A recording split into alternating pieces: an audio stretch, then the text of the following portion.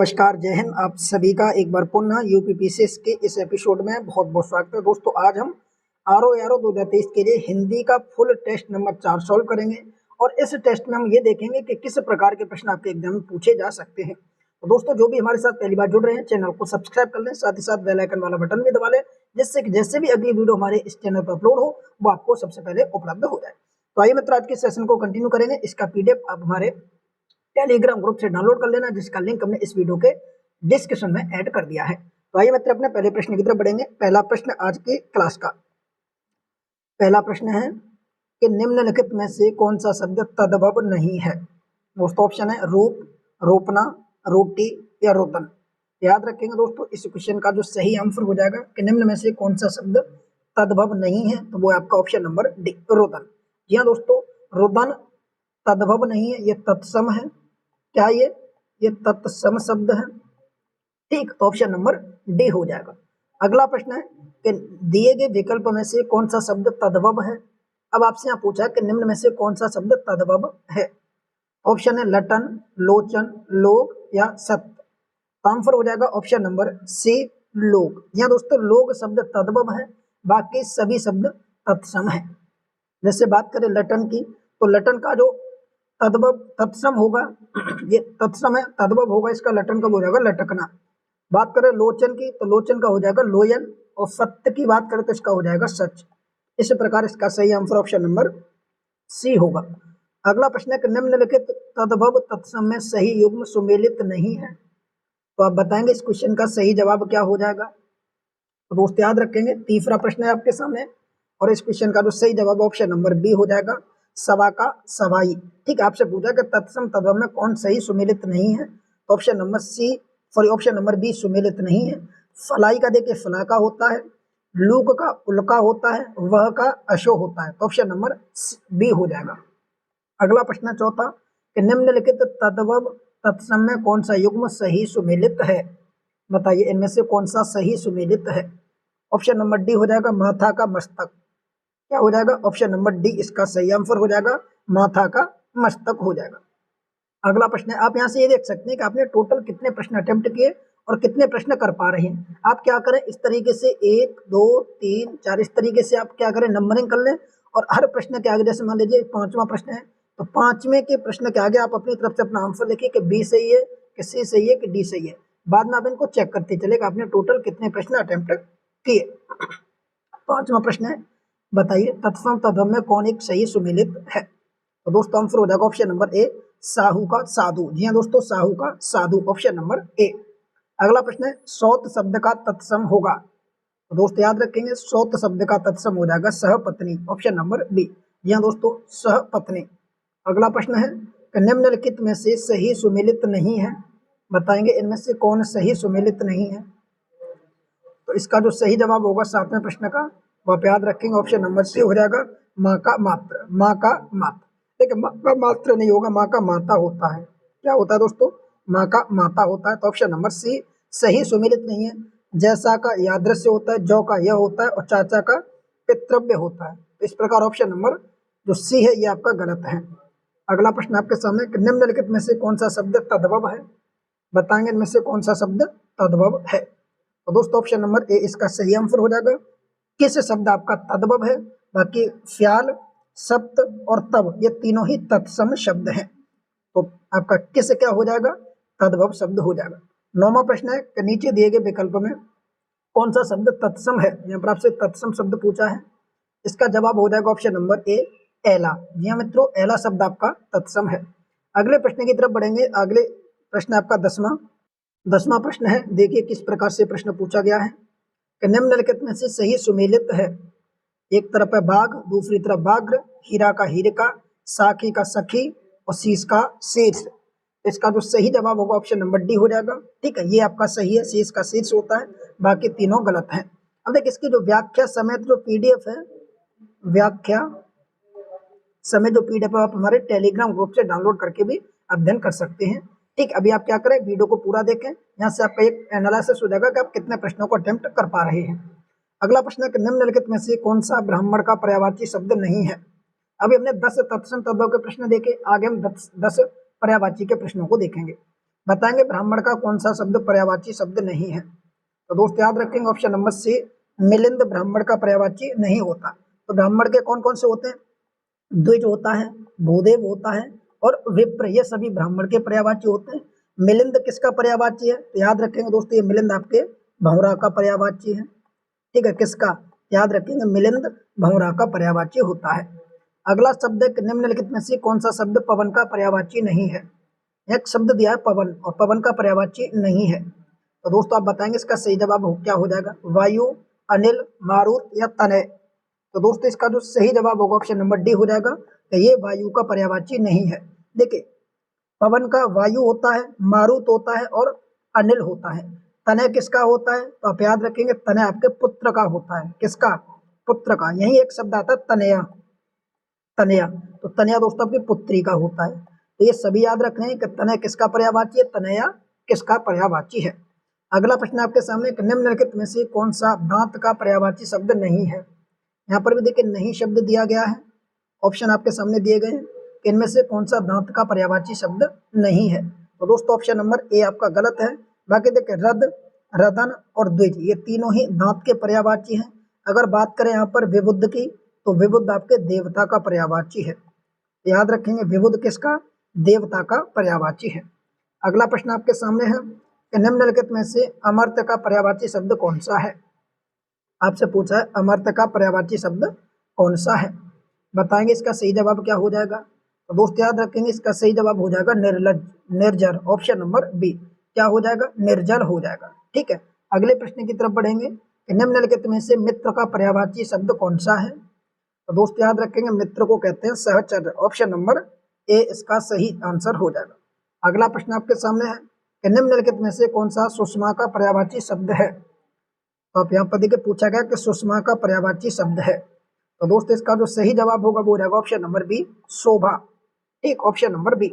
अगला प्रश्न है कि निम्नलिखित में से कौन सा पर्यायवाची की दृष्टि से अन्य सभी से भिन्न है? तो दोस्त याद रखेंगे अन्य सभी से भिन्न है आपका मधुरिप। जी हाँ दोस्तों, ऑप्शन नंबर सी हो जाएगा। देखिए जो ऊपर दिए गए आपके, देखिए गंगाधर दिया गया है, दूसरा आपका चंद्रमौली दिया गया है, एक आपका मदनारी दिया गया है। ये जो सब हैं ये तीनों के तीनों आपके ये किसके हैं? ये आपके शिव के पर्यायवाची हैं। किसके?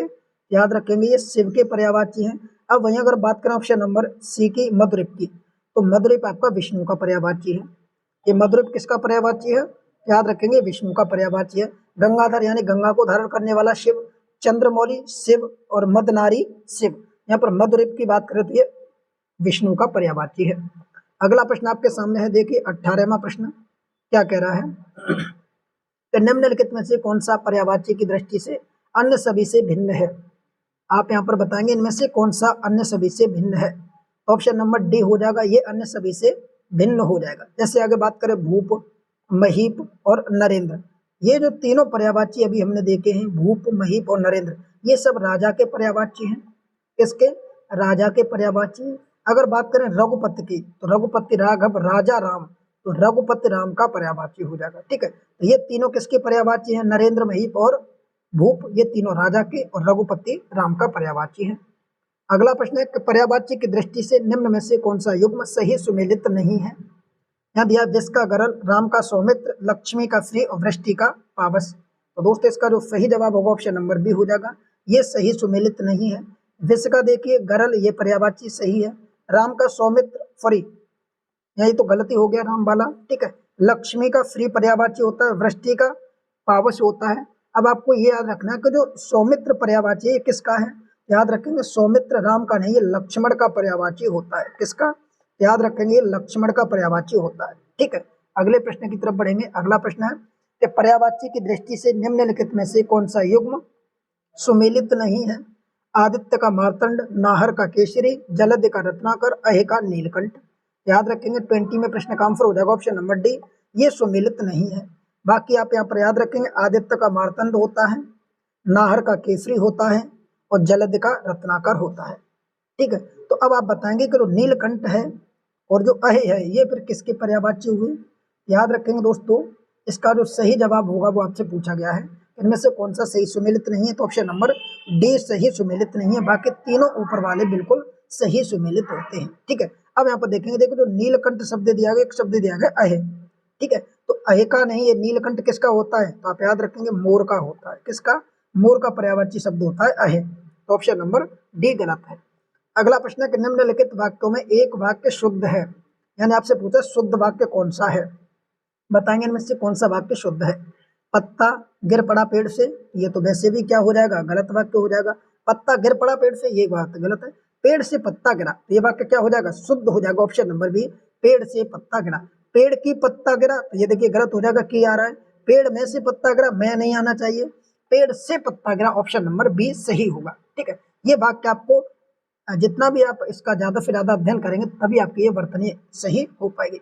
अब आपको एक मैं इंपोर्टेंट न्यूज बताऊं कि अगर आप 60 में 60 हिंदी में लाना चाहते हैं तो हमारा एक हिंदी 2.0 नाम से बैच आ चुका है।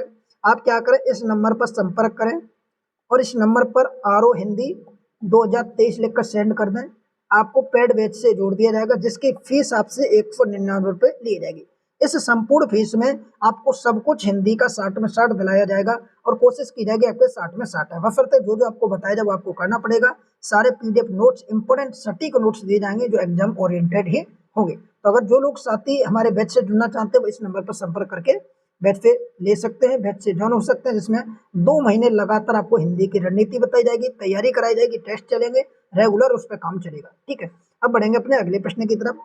निम्न में से कौन सा वाक्य शुद्ध है? यहाँ पर भी देखिए शुद्ध वाक्य आपसे पूछा गया है, तो दोस्त याद रखेंगे इसका जो सही वाक्य होगा वो आपसे पूछा गया। देखिए, दुकानदार ने ताला खोला। दूसरा है दुकानदार ने ताला खुला। देखिए खुला है तो ये तो खुला नहीं होगा, खोला होता है, ये गलत हो गया। दुकानदार को ताला खोला, दुकानदार को शब्द नहीं होगा, ये भी गलत है। दुकानदार को ताला खुलवाया, ये भी गलत है। तो आंसर क्या हो जाएगा? ऑप्शन नंबर ए, दुकानदार ने ताला खोला। तो ऑप्शन नंबर ए। अगला प्रश्न है, निम्नलिखित में से सही वाक्य की पहचान कीजिए। यहाँ पर भी आपको सही वाक्य पहचाना है। ये 23वां प्रश्न है। देखिए पहला कह रहा है कि तुम तुम्हारा काम करो। ये तो कैसा सवाल है? तुम तुम्हारा काम करो नहीं, तुम अपना काम करो, ऐसे होता तब भी हम मान के चलते ये वाक्य हमारा सही हो जाएगा। तुम अपना काम करो, ये होना चाहिए था, तो ये गलत हो जाएगा। दूसरा, जैसा देश वैसा वेश, और ये आपने कई बार सुना होगा कि जैसा देश वैसा वेश, तो यही वाक्य हमें क्या लग रहा है अभी तक सही। आगे देखें, आप इधर बैठो, क्या कह रहा है ये? आप इधर बैठो। इसका जो शुद्ध रूप होगा वो होगा आप इधर बैठिए, बैठो नहीं बैठिए, तो ये गलत हो जाएगा ये भी। आगे, सीता गुणवान स्त्री है। दोस्तों एक चीज मैं आपको बताऊं, जहां भी महिला का वो आएगा तो वहां पर आप क्या लिखेंगे? गुणवान नहीं, गुणवती लिखेंगे। यहाँ पर गुणवान दिया तो ये भी आपका गलत हो जाएगा। गुणवान की जगह क्या होगा? गुणवती होना चाहिए था, तो आपका ये सही हो जाता, तो ये भी गलत। ऑप्शन नंबर बी सही हो जाएगा, जैसा देश वैसा भेष। अगला सवाल है, निम्नलिखित में से शुद्ध वर्तनी की पहचान कीजिए। यहाँ पर आपको शुद्ध वर्तनी बतानी है, कौन सी आपकी शुद्ध वर्तनी है। तो दोस्तों जैसे अनुयायी दिया गया, ये गलत है। अनुयायी, अनुयायी कैसे लिखा जाता है? तो आप ऐसे देखिए, याद रखेंगे, अनुयायी इस प्रकार से लिखा जाता है। यहाँ पर भी या होता है, यहाँ पर ई की जगह या आएगा, तो ये गलत हो गया। ठीक है, दूसरा आगे हम बात करेंगे निस्वार्थ। निस्वार्थ में क्या कमी है? तो निस्वार्थ में लिखा जाता है नि धन स्वार्थ, ऐसे तो लिखा जाता है निस्वार्थ, ये भी आपका गलत हो जाएगा, ये भी गलत हो जाएगा। विशेषता में क्या कमी है? तो दोस्त याद रखेंगे, विशेषता में लिखा जाता है विशेषता लिखा जाता है, यहाँ पर विशेषता नहीं लिखा जाता, ये हटेगा और यहाँ पर यह आएगा। ठीक है, तो ये भी गलत है। प्राण, ये आपका सही हो जाएगा प्राणायाम, ऑप्शन नंबर डी, प्राणायाम आपका बिल्कुल सही है। 25वां प्रश्न है कि निम्नलिखित में से अशुद्ध शब्द है, यानी गलत वाक्य आपको बताना है। ठीक है, बताइए फटाफट 25 का क्या हो जाएगा शुद्ध वाक्य। सूची की बात करें तो सूची आपका क्या है? सही लिखा गया है। पेत्र की बात करें तो पेत्र का आपका क्या लिखा गया है? सही लिखा गया है। महत्व की बात करें तो महत्व देखिए इसी प्रकार से लिखा जाता है, ता में ता होता है और इस प्रकार से वह होता है, तो महत्व आपका सही लिखा है। यानी यहाँ पर दिया गया, यही आपका गलत हो जाएगा। ठीक है, यही आपका गलत हो जाएगा। अब यानी की जगह कैसे लिखा जाएगा? यानी, तो यानी आप याद रखेंगे, यानी इस तरीके से लिखा जाता है, बड़ी की मात्रा होती है, तो ऑप्शन नंबर डी। अगले प्रश्न की तरफ बढ़ेंगे। अगला प्रश्न आप सभी के अगला प्रश्न आपके सम्मुख है, इनमें से शुद्ध वर्तनी का शब्द है, बताएंगे उपर्युक्त किस प्रकार से लिखा जाता है। तो सभी साथीगण ध्यान रखेंगे, उपर्युक्त ऑप्शन नंबर बी पर ध्यान देंगे। उपर्युक्त इस प्रकार से लिखा जाता है, एक बार आप पुनः चेक करें उपर्युक्त कैसे लिखा जाता है, तो इस तरीके से उपर्युक्त लिखा जाता है। अगले प्रश्न की तरफ बढ़ेंगे 27वां, निम्नलिखित में से शुद्ध वर्तनी वाले कथन की पहचान कीजिए। यहाँ पर भी शुद्ध वर्तनी वाला आपको कथन बताना है। जैसे पहला कथन अगर हम यहाँ पर देखें 27 का, तो पहला कथन है कि भीष्म ने अपनी प्रतिज्ञा पूरी की। यहाँ पर देखिए इसका जो शुद्ध वर्तनी होगी भीष्म ने अपनी प्रतिज्ञा पूरी की। ठीक है, अब प्रतिज्ञा कैसे लिखा गया? प्रतिज्ञा गलत लिखा गया है। प्रतिज्ञा कैसे लिखा जाता है? तो आप यहाँ पर गौर करेंगे, प्रतिज्ञा लिखा जाता है इस प्रकार से, यहाँ ये प्रतिज्ञा गलत लिखा गया है, तो पहला आपका गलत हो जाएगा। दूसरा, हमें सीधे मार्ग का अनुसरण करना चाहिए। तो दोस्तों यहाँ पर जो दिया गया कि हमें अनुसरण, तो अनुसरण इस तरीके से नहीं लिखा जाता, अनुसरण यहाँ पर गलत था, अनुसरण इस तरीके से लिखा जाता है, इस तरीके से अड़ा होता है, यहाँ पर ना दिया है तो ये गलत है। तीसरा, दिल्ली जमुना के किनारे है, दोस्तों यहाँ पर जमुना गलत दिया गया है, जमुना की जगह यमुना होता है, क्या होता है, यमुना होता है, तो ये भी आपका गलत है। होली फाल्गुन मास में मनाई जाती है, तो यही दोस्तों आपका क्या हो जाएगा, यही आपका सही वाक्य हो जाएगा, बाकी तीनों ऊपर के गलत है। ठीक, आपको ये भी ध्यान रखना है प्रतिज्ञा कैसे लिखा जाता है, अनुसरण कैसे लिखा जाता है, जमुना कैसे लिखा जाता है। अगला प्रश्न है कि शुद्ध वर्तनी का चयन कीजिए। आप यहाँ पर देख सकते हैं किस प्रकार के प्रश्न एग्जाम में पूछे जाते हैं, उसी प्रकार का हमने यहाँ पर टेस्ट बनाया है। और जो हमारी डेली लाइव क्विज होती है हिंदी की, ठीक है, डेली जो लाइव क्विज चलती है टेस्ट की पेड बैच में, उसमें भी इसी प्रकार के प्रश्न हम ऊपर इंक्लूड करते हैं, जिससे कि आपको थोड़ी हार्ड क्वेश्चन इसीलिए कराए जाते हैं कि जब भी एग्जाम में अगर आपकी कोई भी दिक्कत आए तो आप इजीली तरीके से 60 में 60 लेकर ना भी आ पाए, तो आप इतना लक्ष्य लेकर चले कि 60 में 58 आप आराम से लेकर आ जाए। उस तरीके से हम प्रश्नों को डालते हैं और उम्मीद ये रहती है कि जो हमारी टेस्ट सीरीज चल रही है उसी टेस्ट सीरीज से ज़्यादा आपके प्रश्न एग्जाम में देखने को मिले। कम से कम 90% प्रश्न आपको हमारे टेस्ट सीरीज से देखने को मिले। अगर आपके 60 प्रश्न पूछे जाते हैं तो कम से कम उम्मीद ये रहेगी कि 50 से 55 प्रश्न आपको हमारी टेस्ट सीरीज से ही देखने को हिंदी के मिलेंगे। तो इस प्रकार इसका जो सही जवाब होगा यहाँ पर पूछा गया 20 का कि शुद्ध वर्तनी का चयन कीजिए। अब यहाँ बताएंगे सदृश्य किस प्रकार से लिखा जाता है। यहाँ पर देखेंगे गौर से कि सदृश्य किस प्रकार से लिखा जाता है। तो दोस्त याद रखेंगे शुद्ध वर्तनी आपकी ऑप्शन नंबर ए पे आप गौर करेंगे, इस प्रकार से लिखी जाती है। ऑप्शन नंबर ए पर आप गौर करेंगे और ये जानेंगे कि किस प्रकार से सदृश्य लिखा जाता है, तो ऑप्शन नंबर ए हो जाएगा। अगले प्रश्न की तरफ बढ़ेंगे कि श्री कृष्ण ने अनेकों नाम है, वाक्य शुद्ध रूप है। अब देखिए श्री कृष्ण के अनेकों नाम है, ये वाक्य शुद्ध रूप में आपको बताना है। पहला कि श्री कृष्ण के कई नाम हैं, कई नाम नहीं होता, ये तो गलत हो जाएगा। दूसरा है श्री कृष्ण के विभिन्न नाम हैं, विभिन्न नाम नहीं यहाँ पर होगा, ये विभिन्न नहीं होगा, कई नहीं होगा। श्री कृष्ण के अनेक नाम है, देखिए शब्द कितना अच्छा लग रहा है, श्री कृष्ण के अनेक नाम है, तो ऑप्शन नंबर क्या हो जाएगा, सी हो जाएगा। श्री कृष्ण के विविध नाम है, ये विविध नहीं होगा, तो अनेक नाम होगा यहाँ पर, तो ऑप्शन नंबर सी। अगला प्रश्न है नीचे दिए गए शब्दों में शुद्ध वर्तनी वाला शब्द क्या है। अब यहाँ पर 4 शब्द दिए गए, आपको शुद्ध वर्तनी वाला शब्द बताना है। यहाँ पर देखिए एक शब्द दिया है शमशान, शमशान पहला आपका गलत लिखा गया है। शमशान कैसे सही लिखा जाएगा, तो आप इसको ध्यान देंगे। देखिए शमशान कैसे सही लिखा जाता है, ये वाला आपको एक तो सा होता है, ठीक है, फिर इसमें माँ होता है, फिर इसी में यही वाला सा होता है और फिर यहाँ पर ना होता है, तो इस प्रकार से शमशान लिखा जाता है। दूसरा आपका दिया गया है सांसारिक, सांसारिक ये भी गलत है, इसको कैसे लिखा जाता है, तो इसको लिखा जाता है सांसारिक। कैसे लिखा जाता है, तो आप यहाँ पर देख सकते हैं, इसको लिखा जाता है इस तरीके से सांसारिक, ठीक है। तीसरा आपका दिया है पर घनिष्ठ, घनिष्ठ आपका गलत है। घनिष्ठ कैसे लिखा जाता है, तो आप घनिष्ठ की जगह आप इस तरीके से देखेंगे, घनिष्ठ आपका इस तरीके से लिखा जाता है, घनिष्ठ होता है, यहाँ पर टा की जगह ठ होता है, तो ये तीनों ही वर्तनी गलत थी। सच्चिदानंद आपकी बिल्कुल सही वर्तनी है, तो ऑप्शन नंबर बी होगा। अगला प्रश्न आपके सामने 31वां कि निम्नलिखित में से गलत वाक्य का पहचान कीजिए, ठीक है, गलत वर्तनी के वाक्य की पहचान कीजिए। मेरा नाम राधा रमण है, कृष्ण बंसी बजाते हैं, विक्रमादित्य लोकप्रिय शासक थे, संज्ञा के 4 उदाहरण दो।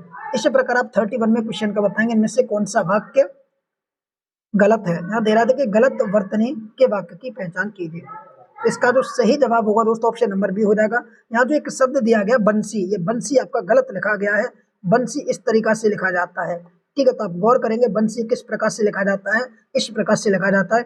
बंसी नहीं कहते, उसे वंशी कहते हैं, क्या, वंशी, कृष्ण वंशी बजाते हैं, ठीक है, तो ऑप्शन नंबर बी इसका गलत है, बाकी तीनों सही है। अगला प्रश्न है कि निम्नलिखित में से अशुद्ध वर्तनी की पहचान कीजिए। यहाँ पर भी आपको अशुद्ध वर्तनी बतानी है। जैसे सबसे पहले हम बात करें, यहाँ पर देखिए उज्ज्वल लिखा गया है, तो आप बताएंगे क्या उज्ज्वल सही लिखा गया है, तो उज्ज्वल आपका क्या है, गलत लिखा गया है। किस प्रकार से उज्ज्वल लिखा जाता है, ये वर्तनी बहुत ज्यादा एग्जाम में पूछी जाती है, तो आप इसको अच्छे से देख ले कि उज्ज्वल किस प्रकार से लिखा जाता है। आप देख पा रहे होंगे मैंने किस तरीके से लिखा है, इस तरीके से उज्ज्वल लिखा जाता है। चौकन्ना ये आपका बिल्कुल सही लिखा गया है, निरामिष ये भी सही लिखा गया है, उदंड ये भी आपका सही लिखा गया है, तो उज्ज्वल गलत था, ऑप्शन नंबर ए। अगला प्रश्न है कि श्याम जल से पौधे सींच रहा है, वाक्य का शुद्ध रूप क्या होगा। आप इस प्रश्न में गौर करेंगे कि श्याम जल से पौधे सींच रहा है, वाक्य का शुद्ध रूप क्या होगा।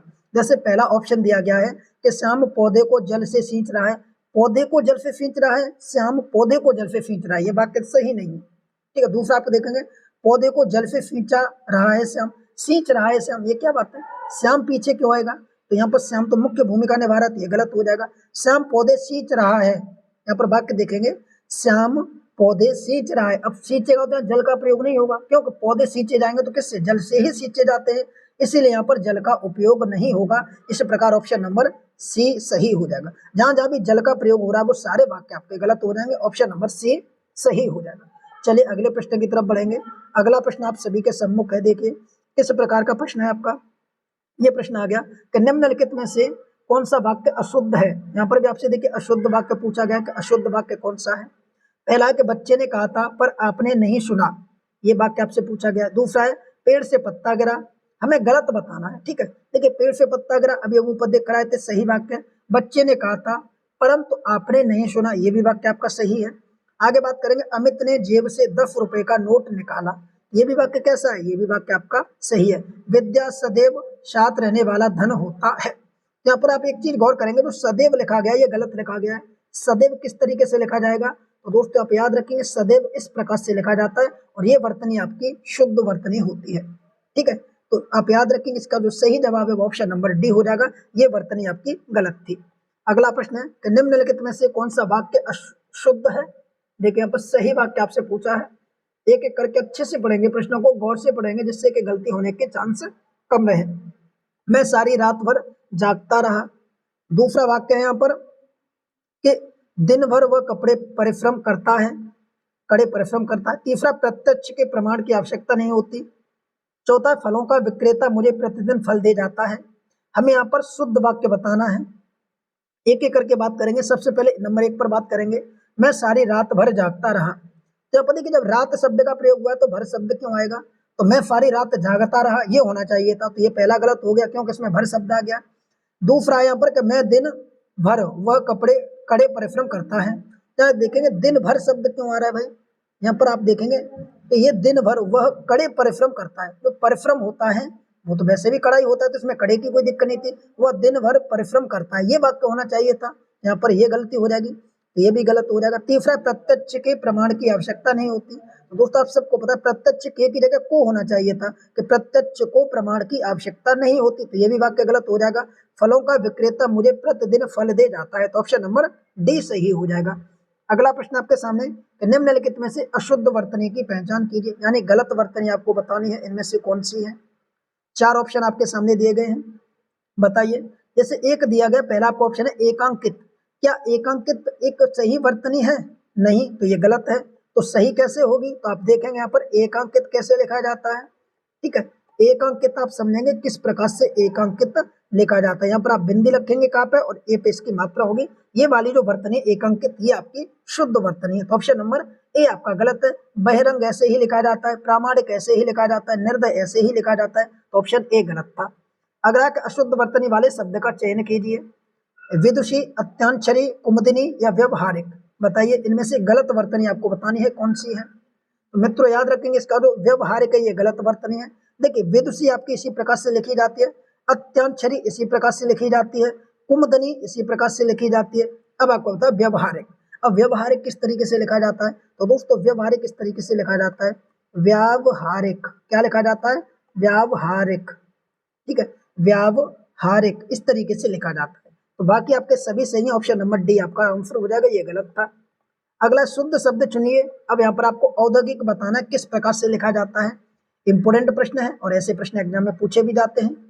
देखिए औद्योगिक सही आपको बताना है इनमें से कौन सा है, तो ऑप्शन नंबर ए आपका सही लिखा गया है, औद्योगिक इसी प्रकार से लिखा जाता है। ये बाकी तीनों के तीनों औद्योगिक गलत हैं, तो ऑप्शन नंबर ए। अगला प्रश्न है कि मंदाकिनी की जलधारा अजस्र रूप में प्रवाहित हो रही है, रेखांकित शब्द का शुद्ध रूप क्या होगा। यहाँ पर एक शब्द दिया गया अजस्र, ठीक है, चलिए इसको थोड़ा समझते हैं। एक शब्द दिया गया अजस्र, ये आपको बताना है कि सही किस प्रकार से लिखा जाता है। तो दोस्तों याद रखेंगे इसकी जो सही वर्तनी वो इस प्रकार से लिखी जाएगी। ठीक है, अब ये कैसे लिखा गया, देखिए छोटा आ होता है, जा होता है और सा होता है, त्र होता है, इस प्रकार से लिखा गया है, तो ऑप्शन नंबर बी इसका सही आंसर हो जाएगा। अगला कि निम्न में से कौन सा शब्द शुद्ध है, यहाँ पर आपको शुद्ध वर्तनी बतानी है। अत्योक्ति, कवित्री, पूज्य या परीक्षगण, बताइए इनमें से कौन सी वर्तनी शुद्ध है। देखिए यहाँ पर जो अतिशयोक्ति दी गई है, सॉरी यहाँ पर अतियोक्ति दी गई है, ये आपकी गलत है। इस तरीके से अतियोक्ति नहीं लिखी जाती। अतियोक्ति किस तरीके से लिखी जाती, तो इसको अतियोक्ति नहीं अत्युक्ति कहा जाता है। क्या कहा जाता है, अत्युक्ति। इस तरीके से देखिए कहा जाता है इसको अत्युक्ति। ठीक है, तो ये पहली गलत। पूज्य लिखा गया है तो इसको पूज्य नहीं कहा जाता, इसको इस तरीके से लिखा जाता है पूज्य। बड़े ऊ की मात्रा होती है तो पूज्य इस तरीके से लिखा जाता है। पक्षीगण यहाँ पर दिया गया है, यही आपकी क्या है, सही वर्तनी है। कवित्री इस तरीके से नहीं लिखा जाता, ये तो कई बार एग्जाम में पूछा गया है। कवित्री फिर कैसे लिखा जाता है, तो आप यहाँ पर गौर करेंगे। कवित्री किस तरीके से लिखा जाता है, आप यहाँ पर गौर करेंगे। कवयित्री इस तरीके से लिखा जाता है। या और त्र इन दोनों पे मात्राएं होती हैं, या पे छोटी और त्र पे बड़ी होती है, तो कवित्री इस तरीके से लिखा जाता है। ऑप्शन नंबर डी इसका सही आंसर होगा। 41 में कि अभिज्ञ का विलोम नहीं है। यहाँ पर आपसे पूछा कि इनमें से कौन सा अभिज्ञ का विलोम नहीं है। हमारी एक सीरीज चल रही है पूर्वावलोकन वाली, ठीक है, जो घटना चक्र की जो पूर्वावलोकन सामान्य हिंदी की बुक आती है, अगर आप उसको कंटिन्यूटी देख रहे होंगे डेली उस लेक्चर को, तो आप सारे के सारे विलोम शब्दों को कर सकते हो। वहां पर मैंने ये शब्द कराया है कि अभिज्ञ का विलोम नहीं है। तो दोस्त याद रखेंगे इनमें से चतुर अभिज्ञ का विलोम नहीं है। अज्ञ होता है, अनभिज्ञ होता है और अभिज्ञ भी होता है। ये तीनों ही किसके, अभिज्ञ के विलोम है, चतुर नहीं होगा। तो ऑप्शन नंबर बी हो जाएगा। अगले प्रश्न की तरफ बढ़ेंगे। अगला प्रश्न आप सभी के सम्मुख है। देख, अगला प्रश्न आपके सामने है कि निम्न में से ओतप्रोत शब्द का विलोम शब्द है। बताइए दोस्तों ओतप्रोत शब्द का विलोम शब्द क्या होगा। याद रखेंगे दोस्तों ओतप्रोत शब्द का विलोम होता है विहीन। ऑप्शन नंबर ए हो जाएगा। अगला प्रश्न आपके सामने है कि शब्द और उनके विलोम शब्द के संदर्भ में निम्नलिखित में से कौन सही सुमेलित नहीं है। तो दोस्त याद रखेंगे यहाँ पर आपको बताना कौन सा सही सुमेलित नहीं है। देखिए आलोक का तिमिर होता है, अवेच्छा का अनवेच्छा होता है, अदोष का सदोष होता है, अर्जित का उपलब्ध नहीं होता, यही आपका गलत हो जाएगा। अर्जित का क्या होता है, तो अर्जित का अनर्जित होता है। क्या होता है, याद रखेंगे अनर्जित होता है। तो यही दोस्तों आपका क्या हो जाएगा, गलत हो जाएगा। Option number A. अगला प्रश्न है कि निम्नलिखित में से कौन सा विलोम युग्म सुमेलित नहीं है। यहाँ पर देखिए नहीं शब्द दिया गया है।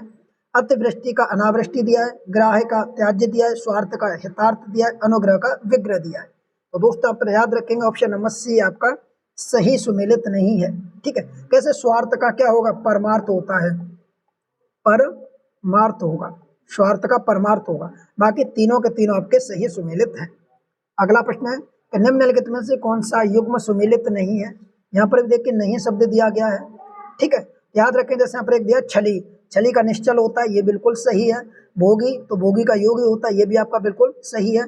जागृति, जागृति का क्या होगा, शयन, गलत है। यहाँ पर सुसुप्ति होगा, सुसुप्ति होगा। ठीक है, इस प्रकार से आप देखेंगे सुसुप्ति होगा यहाँ पर जागृति का, तो ये गलत हो जाएगा। निष्काम का सकाम, ये भी सही हो जाएगा। Option number C. अगला प्रश्न है कि निम्नलिखित में से कृपा का विलोम है। दोस्त याद रखेंगे कृपा का विलोम पूछा है। कृपा का क्या होता है, कोप होता है। ऑप्शन नंबर ए हो जाएगा। अगला प्रश्न आपके सामने है कि औरस का विलोम क्या हो जाएगा। तो दोस्त इंपोर्टेंट प्रश्न है, औरस का क्या हो जाएगा, तो याद रखेंगे जारा जो होता है। Option number B. अगला प्रश्न है कि निम्नलिखित में से कौन सा युग्म त्रुटिपूर्ण है, यानी गलत आपको बताना इनमें से कौन सा है। उपत्यका का आदित्य का, मृदुल का रुक्ष, अर्पण का समर्पण और चांचल्य का स्थिर। बताइए कौन सा सही हो जाएगा। याद रखेंगे सी आपका बिल्कुल त्रुटिपूर्ण है। देखिए उपत्यका का क्या होगा, आदित्य का, ये सही है। मृदुल का क्या होगा, रुक्ष होगा और चांचल्य का स्थिर होगा। तो अर्पण का समर्पण यहाँ पर दिया गया है, क्या ये गलत है, तो बिल्कुल ये गलत है। अब इसका क्या होगा सही, तो दोस्तों याद रखेंगे इसका क्या होगा, वो आपको बताना है। अर्पण का ग्रहण होता है, ना कि समर्पण। क्या होता है, ग्रहण होता है। अगले प्रश्न की तरफ बढ़ेंगे। अगला प्रश्न आपका है 49 में। ठीक है, देखिए ये कह रहा है कि निम्नलिखित में से कौन सा विलोम त्रुटिपूर्ण है। यहाँ पर भी आपको बताना त्रुटिपूर्ण है। यहाँ जैसे दिया भूषण, तो भूषण का क्या हो जाएगा, भूषण नहीं होगा, यहाँ पर क्या होगा, दूषण होगा। भूषण का क्या होता है, दूषण होता है, तो यही आपका गलत है। बाकी तीनों, निरत का विरत हो जाएगा, यौवन का जरा हो जाएगा, अनायास का सायास हो जाएगा। अगला प्रश्न आपके सामने है, निम्नलिखित में से प्राचीन शब्द का विलोम शब्द है। प्राचीन का आपसे पूछा है, याद रखेंगे प्राचीन का क्या होता है, अर्वाचीन। ऑप्शन नंबर सी। अगले प्रश्न की तरफ बढ़ेंगे, जो पहले कभी ना हुआ हो। बताइए, अनेक शब्दों में एक शब्द के लिए पूछा गया है कि जो पहले कभी ना हुआ हो उसे हम क्या कहते हैं, तो दोस्त याद रखें उसे कहते हैं अभूतपूर्व। Option number B. अगला प्रश्न आपके सामने, इनमें से सही मेल वाला छांटना है। ऑप्शन है जिसका अंत ना हो, अतुलनीय, जिसकी तुलना ना हो, अनूदित, जिसका अपराध सिद्ध हो, अपराधी, जो साध्य न हो, असाधित। याद रखेंगे इसका आंसर हो जाएगा ऑप्शन नंबर सी, जिसका अपराध सिद्ध हो उसे अपराधी कहा जाता है, ऑप्शन नंबर सी। अगला प्रश्न है कि जो कभी बूढ़ा ना हो के लिए एक शब्द क्या होगा। याद रखें दोस्तों, जो कभी बूढ़ा नहीं होता उसे हम अजर कहते हैं, ऑप्शन नंबर डी। अगला प्रश्न है कि सदा प्रसन्न रहने वाली या कला प्रेमी नायक उसे क्या कहते हैं। तो दोस्त याद रखेंगे उसे कहते हैं, आप याद रखेंगे, धीर ललित, ऑप्शन नंबर बी। अगला प्रश्न है कि इतवृत्त शब्द के लिए उचित वाक्यांश का चयन कीजिए। यहाँ एक शब्द दिया है, इतवृत्त शब्द के लिए उचित वाक्यांश का चयन कीजिए। याद रखेंगे इसको कहेंगे समाज की घटनाओं का क्रमवार ब्यौरा, उसे इतवृत्त कहते हैं, ऑप्शन नंबर सी। अगला प्रश्न आप सभी के सम्मुख है, देखिए प्रश्न है कि असुमेलित जोड़े का चयन कीजिए। यहाँ पर दिया गया है, आप बताएंगे इनमें से कौन सा असुमेलित है। तो पहला ही गलत हो जाएगा, जिसके पार देखा ना जा सके, अपारदर्शक कह रहा है यहाँ पर, जबकि जिसके पार नहीं देखा जा सकता उसे क्या कहते हैं, पारदर्शी। देखिए यहाँ पर दो शब्द होंगे, पहला यहाँ पर जिसके पार देखा जा सके उसे अपारदर्शक नहीं पारदर्शी कहा जाता है, पार क्या कहा जाता है भाई, पारदर्शी कहा जाता है, ठीक है, ऑप्शन ए गलत है। जो दो बार जन्म लेता है उसे द्विज कहते हैं। अनुचित बात के लिए आग्रह दुराग्रह कहा जाता है। जो कुछ नहीं जानता उसे अज्ञ कहा जाता है। अगला प्रश्न है कि जिसका कोई आकार ना हो उसे क्या कहेंगे। तो दोस्तों उसे निराकार कहा जाता है, ऑप्शन नंबर बी। अगले प्रश्न की तरफ बढ़ेंगे। अगला प्रश्न आपके सामने है 58वां, बिजली की तरह तीव्र वेग वाला, याद रखेंगे उसे क्या कहते हैं, उसे कहते हैं विद्युत वेग। क्या कहा जाता है उसे, विद्युत वेग कहा जाता है। तो ऑप्शन नंबर क्या हो जाएगा, तो याद रखें दोस्तों ऑप्शन नंबर बी हो जाएगा। अगले प्रश्न की तरफ बढ़ेंगे। यहाँ पर अगला प्रश्न आपके सामने है कि जिस स्त्री का पत्र बाहर हो के लिए एक शब्द क्या होगा। तो उसे कहा जाता है प्रोषित पत्रिका। क्या कहा जाता है, प्रोषित पत्रिका। तो ऑप्शन नंबर सी। अगला प्रश्न है कि समुद्र की आग के लिए उचित शब्द क्या होगा। ये देखिए यहाँ पर तीन ऑप्शन दिए गए हैं, दावानल, बवड़ानल और जलागम। ये तीनों ही यहाँ से एग्जाम में प्रश्न पूछे जाते हैं। जैसे पूछा समुद्र की आग, सबसे पहले बात करेंगे दावानल। तो दावानल होता है वन या जंगल, ठीक है, वन या जंगल की आग को क्या कहा जाता है, दावानल कहा जाता है, ठीक है। दूसरा शब्द दिया गया है बड़वानल। बड़वानल होता है समुद्र, समुद्र की आग। और यहाँ पर ये पूछा कि समुद्र की आग को क्या कहेंगे, तो यहाँ कहेंगे बड़वानल। तो ऑप्शन नंबर क्या हो जाएगा, बी हो जाएगा इसका। तो ये दोस्तों हमने 60 प्रश्न कंप्लीट किए। आप लोग कमेंट करके बताएंगे कि इस फुल लेंथ टेस्ट नंबर 4 में आपने 60 में से कुल कितने प्रश्न अटेम्प्ट किए और कुल कितने सही गए। जो साथी टेस्ट सीरीज से ज्वाइन होना चाहते हैं उन सभी के लिए मैं पुनः एक बार बता दूं कि आप इस नंबर पर RO हिंदी 2023 लिखकर सेंड करेंगे तो आपको टेस्ट सीरीज से ज्वाइन कर दिया जाएगा। इसकी फीस हमने केवल 199 रखी है, जिसमें 6 टॉपिकों के PDF नोट्स आपको दिए जाएंगे, ठीक है, PDF नोट्स होंगे, साथ ही साथ रेगुलर टेस्ट चलते रहेंगे, लाइव क्विज चलेगी। ये 2 माह का कोर्स है। इस 2 माह के कोर्स में आप 60 में 60 आराम से कर सकते हैं RO में, अगर आप थोड़ी सी भी मेहनत करते हैं। यहाँ पर आपको उचित रणनीति बताई जाएगी, किस तरीके से आपको तैयारी करनी है, और पूरा मार्गदर्शन आपको दिया जाएगा किस तरीके से आप 60 में 60 हिंदी में लेकर आ सकते हैं। चलिए मित्रों, आज के सेशन को इतना रखते हैं, मिलते इसी प्रकार के अगले सेशन में। तब तक के लिए आप सभी का तहे दिल से धन्यवाद। Thank you. जय